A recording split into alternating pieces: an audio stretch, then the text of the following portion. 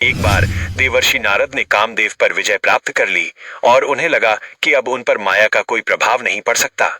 वे इस बात का गर्व लेकर भगवान शिव के पास गए और फिर भगवान विष्णु के पास जाकर अपनी इस उपलब्धि का गुणगान करने लगे।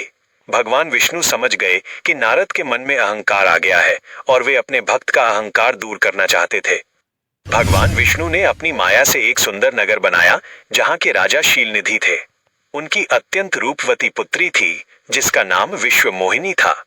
जब नारद वहां पहुंचे तो राजकुमारी को देखकर वे उन पर मोहित हो गए और उनसे विवाह करने की इच्छा करने लगे। राजकुमारी का स्वयंवर होने वाला था। नारद मुनि चाहते थे कि राजकुमारी उन्हें ही चुने, इसलिए वे भगवान विष्णु के पास गए और प्रार्थना की, हे प्रभु, मुझे अपना हरि जैसा रूप दे दीजिए। यहाँ एक शब्द का खेल था। नारद का अर्थ था भगवान विष्णु जैसा सुंदर रूप, लेकिन हरि शब्द का एक अर्थ बंदर भी होता है। भगवान ने नारद का अहंकार तोड़ने के लिए और उनकी भलाई के लिए उन्हें चेहरे से बंदर जैसा बना दिया, जबकि उनका बाकी शरीर सुंदर रहा। नारद को इस बात का पता नहीं था। उन्हें लगा कि वे बहुत सुंदर लग रहे हैं। नारद बड़े गर्व के साथ स्वयंवर की सभा में जाकर बैठ गए। जब राजकुमारी विश्व मोहिनी हाथ में वरमाला लेकर आई तो उसने नारद का बंदर जैसा चेहरा देखा। वो उन्हें देखकर डर गई और आगे बढ़ गई।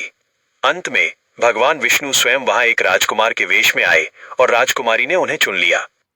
जब नारद ने जल में अपना प्रतिबिंब देखा तो वे क्रोध से भर गए। उन्हें अपना चेहरा बंदर जैसा दिखाई दिया। क्रोध में आकर नारद सीधे वैकुंठ पहुंचे और भगवान विष्णु को बहुत बुरा भला कहा। उन्होंने क्रोध में भगवान को श्राप दे दिया।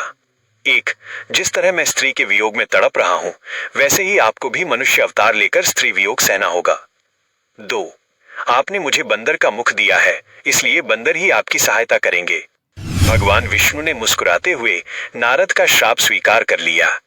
जब भगवान की माया हटी तो नारद को अपनी भूल और अहंकार का एहसास हुआ। वे बहुत दुखी हुए और क्षमा मांगी। भगवान ने उन्हें समझाया कि ये सब उनके अहंकार को नष्ट करने के लिए किया गया था।